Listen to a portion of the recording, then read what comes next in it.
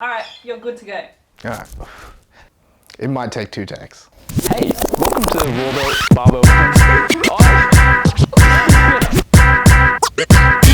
In previous videos, we've showed you how to do the snatch at position 1, position 2, and position 3.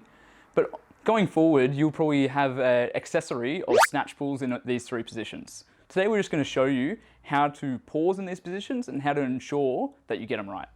In the snatch pull, it might be easier to start from the top and work down, just like we do in the snatch. So Andy's going to just show us. So go to position 1, position 2, position 3. We're going to initiate the pull from position 3. Andy's got a nice position here, shoulders over the bar, and a nice flat back.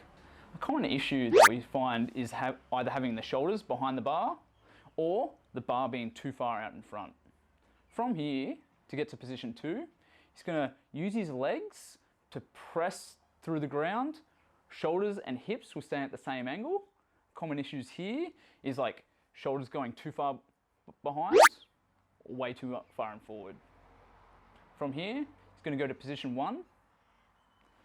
Common issue here is that people just deadlift the bar.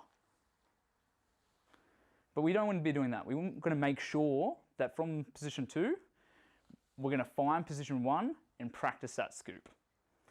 And that's the full, all 3 positions for the snatch pull. Nice. Learning how to pull properly is an incredibly important step in becoming a good weightlifter. The 3-position snatch pull is a great way of learning and drilling these 3 positions. If you really enjoyed this video, like and subscribe, and we'll see you in the next video learning about the clean and jerk.